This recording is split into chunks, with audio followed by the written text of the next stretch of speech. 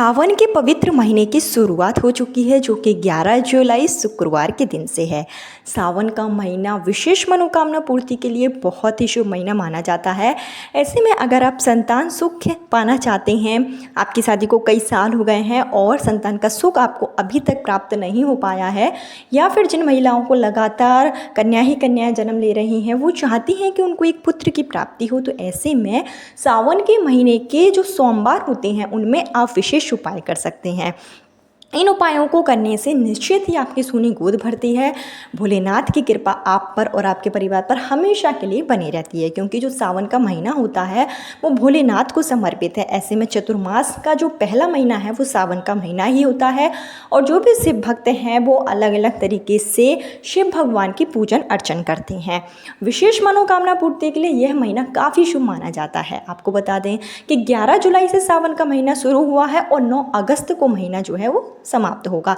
ऐसे में आपके पास बहुत ही अच्छा मौका है। सावन के महीने में काफ़ी व्रत पड़ते हैं, काफ़ी त्यौहार पड़ते हैं जो कि संतान प्राप्ति के लिए, मनोकामना पूर्ति के लिए बहुत ही अच्छे दिन माने जाते हैं। इन दिनों में अगर आप उपाय करेंगे तो आपको संतान का सुख निश्चित रूप से प्राप्त होगा। ऐसे में सावन के प्रथम सोमवार के दिन अगर आप ये छोटा सा कार्य करेंगे, सावन के प्रथम सोमवार के दिन से आप उपाय की शुरुआत करेंगे, तो आपको संतान संबंधी जो भी परेशानी है, कोई गृह बाधा है, कुंडली में कोई गृह दोष है, कोई नज़र दोष है, किसी ने आपका कोख बंधन कर रखा है, घरों में किसी तरीके की परेशानी है, इस तरीके की अगर कोई भी समस्याएं आपके साथ है तो आप सावन के प्रथम सोमवार के दिन से उपाय जरूर करें। आपको बता दें कि सावन का जो प्रथम सोमवार है वो 14 जुलाई को पड़ेगा, तो 14 जुलाई से ही आपको जो है उपाय की शुरुआत करनी है। निसंतान दंपत्ति अगर मिलकर उपाय करते हैं तो उनका जो उपाय है वो बहुत जल्दी कारगर हो जाता है, क्योंकि संतान प्राप्ति के लिए आप जो भी उपाय करें कोशिश यह करें कि पति पत्नी दोनों मिलकर करें, क्योंकि संतान प्राप्ति के जो योग बनते हैं, जो पुत्र प्राप्ति के योग बनते हैं वो पति पत्नी दोनों के भाग्य से बनते हैं। लेकिन किसी कारण से अगर आप दोनों नहीं कर सकते तो पति या पत्नी में से कोई भी एक व्यक्ति इन उपायों को कर सकता है। किस तरीके से आप उपाय करेंगे, क्या चीज़ों की आपको इसमें आवश्यकता होगी, क्या नियम आपको अपनाने हैं, इसकी संपूर्ण जानकारी आपको इस वीडियो में दी जाएगी। लेकिन आगे वीडियो शुरू करने से पहले हमेशा की तरह आपसे मेरा निवेदन है कि अगर अभी तक आपने मेरा चैनल धर्म ज्ञान पथ को सब्सक्राइब नहीं किया है तो चैनल को सब्सक्राइब जरूर कर लीजिए। वीडियो पसंद आए तो लाइक कीजिए और कमेंट बॉक्स में हर हर महादेव ओम नमः शिवाय जरूर लिखें, जिससे कि भोलेनाथ की कृपा से आपको मनचाही संतान की प्राप्ति अतिशीघ्र हो। देखिए, सावन का जो दिन रहेगा, सावन के सोमवार के दिन आपको व्रत जरूर रखना है, क्योंकि सावन के सोमवार के दिन अगर आप व्रत रखते हैं तो ये आपके लिए काफ़ी अच्छा माना जाता है। तो व्रत जरूर रखें, और इसके साथ ही आप जब उपाय करेंगे तो आपको उस दिन जल्दी उठना होगा। तो 14 जुलाई सावन के प्रथम सोमवार के दिन आप उपाय की शुरुआत करेंगे। इसके लिए आप सुबह जल्दी उठें, कोशिश करें सूर्योदय से पहले आप उठ जाएं, स्नान आदि करें, साफ सुथरे वस्त्र धारण करें। इसके बाद में आपको जो है छोटे छोटे उपाय करने हैं। तो जो सबसे पहला आप उपाय करेंगे सावन के महीने में संतान प्राप्ति के लिए, वो आपको करना है हरी चूड़ियों से। देखिए, सावन के महीने में हरे रंग का विशेष महत्व होता है, चारों तरफ हरियाली होती है, हरा कलर शिव भगवान को अति प्रिय है। तो आपको जो उपाय करना है सबसे पहला वो हरी चूड़ियों से आप करेंगे, 16 श्रृंगार से करेंगे। तो 16 श्रृंगार में आप छोटी छोटी कोई भी चीज़ें लेकर आ सकते हैं, जैसे कि कुमकुम है, बिंदी है, महावर है, मेहंदी है, इस तरीके का आप 16 श्रृंगार का सामान ले लें। और इसमें आपको हरी चूड़ियाँ विशेष रूप से रखनी हैं, कांच की चूड़ियाँ आपको रखनी हैं। जितनी आप 12 रख सकते हैं, 24 रख सकते हैं, इतनी आप हरी चूड़ियाँ ले लें। और इसके बाद में आपको जो उपाय करना है वो शिव मंदिर में जाकर करना है। अगर आपके घर के आसपास बेलपत्र का वृक्ष है तो और भी अच्छी बात है, आप बेलपत्र के वृक्ष के नीचे इस उपाय को अगर करती हैं तो संतान संबंधी सुख निश्चित रूप से आपको प्राप्त होता है। इसके लिए आप जब शिव मंदिर में जाएंगे तो पूजन की जो भी सामग्री आपके पास है, भांग है, धतूरा है, चंदन है, दूध है, ये सब चीज़ें आपको लेकर जाना है। शिव भगवान का और माता पार्वती का विधि विधान से आपको पूजन अर्चन करना है। शिव भगवान पर आप इस दिन अगर गाय का दूध अर्पित करते हैं तो ये भी काफ़ी शुभ माना जाता है। इसके बाद में आप माँ पार्वती को 16 श्रृंगार की चीज़ें अर्पित करें, सिंदूर जरूर चढ़ाएं, और जो आप हरी चूड़ियाँ लेकर गए हैं वो आपको माता पार्वती को अपनी संतान प्राप्ति की कामना के साथ में चढ़ा देना है और वहाँ पर जो सुहागन महिलाएं होंगी वो चूड़ी आज जब आप पूजन अर्चन कर लें तो उसमें से आप 2-2 चूड़ी सभी महिलाओं को बांट दें। ऐसा करने से अखंड सौभाग्य की प्राप्ति होती है और संतान संबंधी जो मनोकामना होती है वो बहुत जल्दी पूरी हो जाती है। इसके साथ ही बेलपत्र का वृक्ष है तो यह उपाय आप मंदिर में ना करके फिर आप बेलपत्र के वृक्ष के नीचे करें।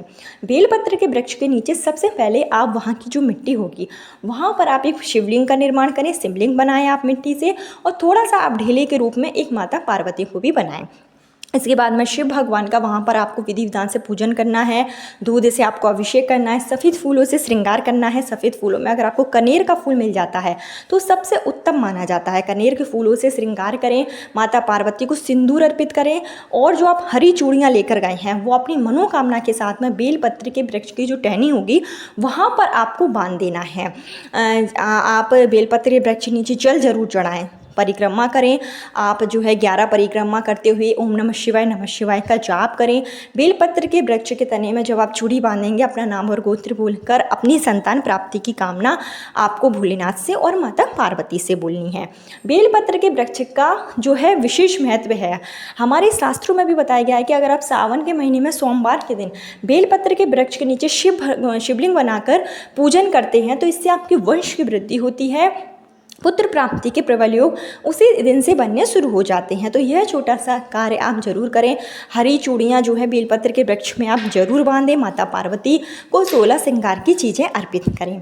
यह तो हो गया पहला उपाय। इसके साथ ही जो आप दूसरा उपाय करेंगे वो आपको यह करना है कि सावन के जो है अगर आप सावन के महीने में जो 16 सोमवार का व्रत है जो कि संतान प्राप्ति के रहा जाता है, तो संतान प्राप्ति के लिए 16 सोमवार का व्रत सावन के प्रथम सोमवार के दिन से आप शुरू कर सकते हैं। 14 जुलाई से आप जो है सोमवार के दिन से सावन के महीने का 16 सोमवार का व्रत मतलब उस दिन से आप शुरू कीजिए और जो 16 सोमवार होंगे वो आपको व्रत रखना है। संतान प्राप्ति की कामना के साथ में आप जो है संकल्प के साथ में अगर 16 सोमवार का व्रत रखते हैं तो आपको निश्चित ही संतान का सुख प्राप्त होगा।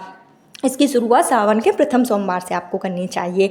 इसके बाद आप संतान प्राप्ति के लिए एक कटोरी में गाय का दूध लें, दूध गाय का ही होना चाहिए, इस बात का विशेष ध्यान रखिए। गाय का दूध लें और आपको जो है अपनी उम्र के बराबर बेलपत्र ले लेना है और इसके बाद में शिव मंदिर में जाइए। कोशिश करें कि शिव मंदिर जो है वो काफ़ी प्राचीन, अगर आपके घर के आसपास मंदिर हो तो वहाँ पर आप जाएं और वहाँ पर आप जो है बैठ जाएं, शिव भगवान से संतान प्राप्ति पुत्र प्राप्ति की कामना करें और एक एक बेलपत्र आपको दूध में भिगोना है और शिवलिंग के ऊपर चढ़ाते जाना है।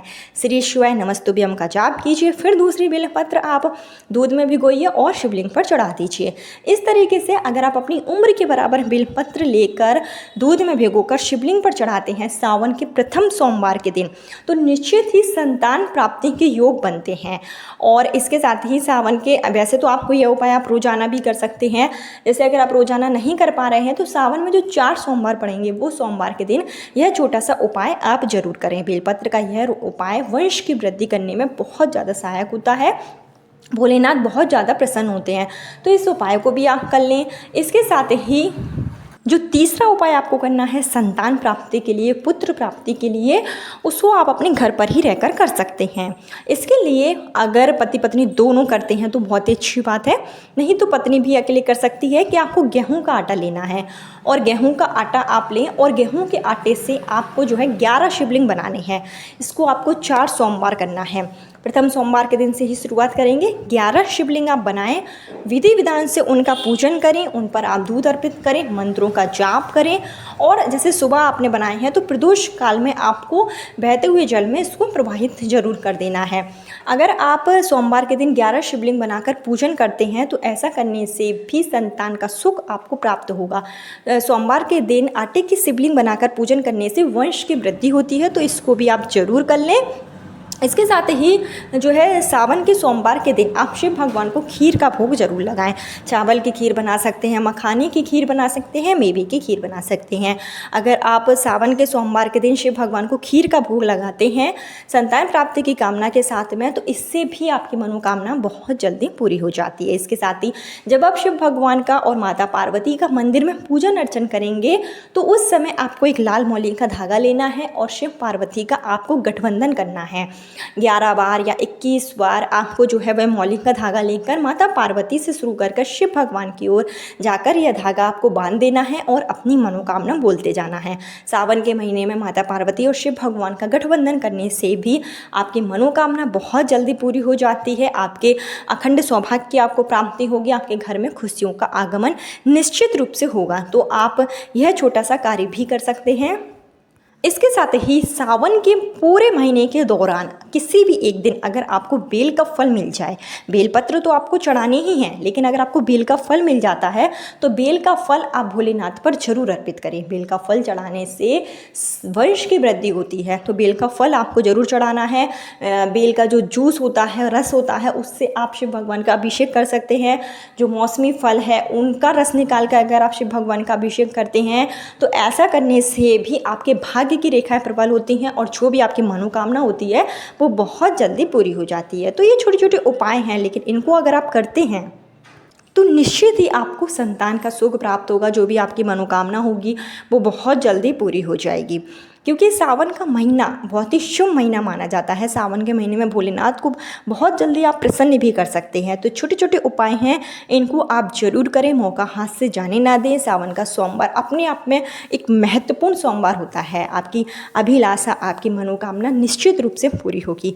कल फिर मिलती हूँ नए वीडियो नए उपाय के साथ। जब तक के लिए हर हर महादेव, ओम नमः शिवाय।